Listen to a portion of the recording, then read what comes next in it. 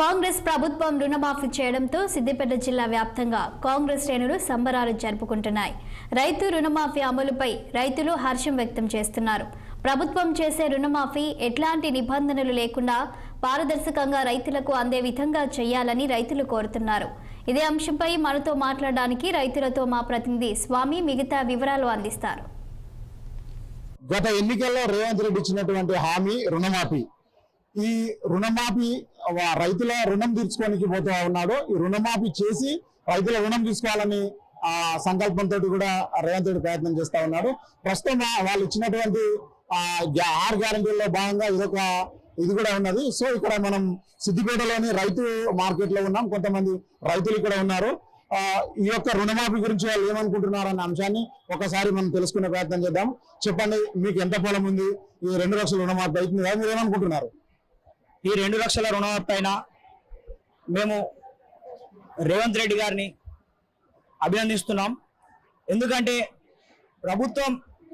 గత ప్రభుత్వం చేయనటువంటి ఈ రుణమాఫీని ఈ ప్రభుత్వం చేస్తున్నందుకు రైతుల పక్షాన, సిద్దిపేట జిల్లా ప్రజల పక్షాన మేము ధన్యవాదాలు తెలియజేస్తున్నాం. ఎందుకంటే ఇక్కడ ఉన్న రైతులు ప్రతి ఒక్కరు రుణమాఫీ అవుతుందేమో అనే ఉద్దేశంతో గత ప్రభుత్వంలో చాలా కష్ట నష్టాలకు వచ్చి ఆ రుణమాఫీ పథకం నెరవేరలేదు.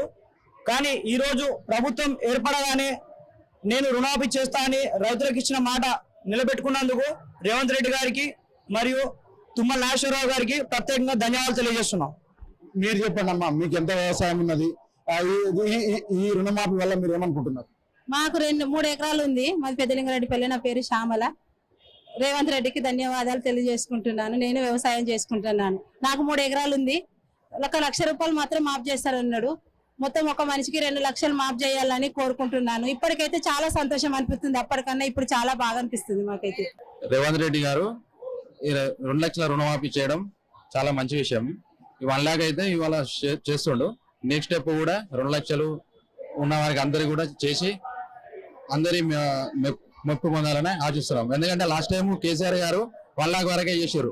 నాకు 2 ఎకరాల భూమి 1,20,000 ఉంది, నాకు మాఫీ కాలేదు లాస్ట్ టైం. ఈసారి రేవంత్ గారు అలా చేయకుండా అందరికీ న్యాయం చేయాలని కోరుకుంటున్నాను. ఈ రోజు రుణమాఫీ కార్యక్రమం జరగబోతుంది కాబట్టి రైతులు హర్షం వ్యక్తం చేస్తా ఉన్నారు. 2 లక్షల రుణమాఫీ అంటే అంత ఆషామాషి అయిన విషయం కాదు. దీనివల్ల రైతుల కుటుంబాలు బాగుపడతాయి.